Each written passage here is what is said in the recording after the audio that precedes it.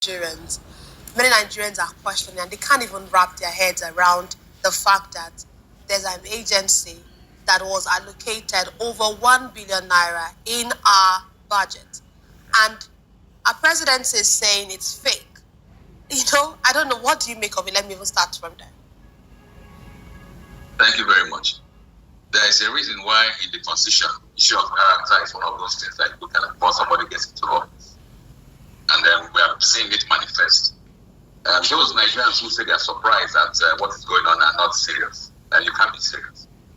When we have a president who forfeited $460,000 to the US government for drug trafficking and money laundering related offenses, the same man goes ahead and appoints as his chief of staff a man who was disbarred, who was sacked from the legal profession in Georgia, United States, for fraud, Tony Bianila as his chief of staff. I mean, you have set up the foundation for all sorts of criminality. And what we're seeing now is just the tip of the iceberg. Why do I say so? If you look at what has transpired, it is what has been revealed. This character got is an office space, a very luxurious office space in the Federal Secretariat.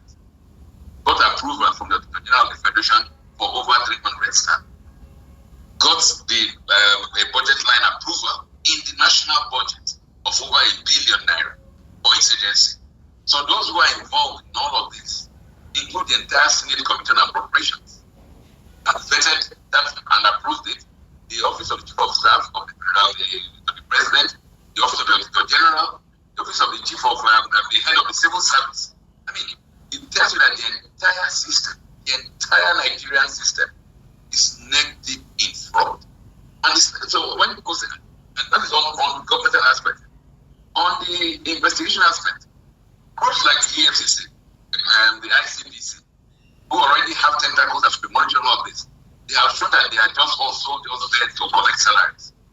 The EFCC is more interested in pursuing the so-called Yahoo boys in schools. And meanwhile, the major fraudster is sitting there in the center of government, and you can't do anything about it.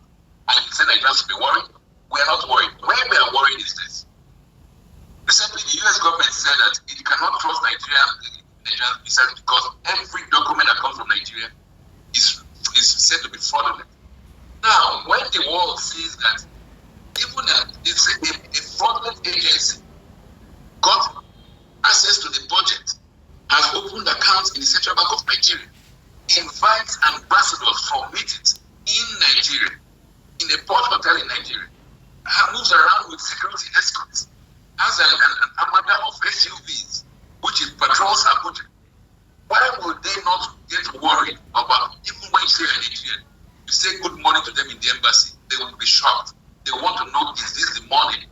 So that is the worry Nigerians should be worried about, because this issue has actually brought to the fore that Nigeria is a crime scene, an active crime scene, under the rulership of Bola Tinubu. It's so sad. And then the repercussions will continue to be with us for quite a while, because it's not just even a change of government. You now have to establish what was the CBN doing. That a fraudulent agency will come in and open an account. What got me one worried was when murder comes into it, or when the killings begin. If you recollect, I read through the statement of the presidential spokesperson, who claimed that the links person between this and the Prince Adeyemi, whatever, and when Abiyamila died in a hotel room in Abuja since October. By then, somebody died in a hotel room in Abuja and no newspaper carried it. It was not featured in any meme. What has happened to that man who was so served as a link between Abiyamila and this fictitious prince? So it gives us goosebumps.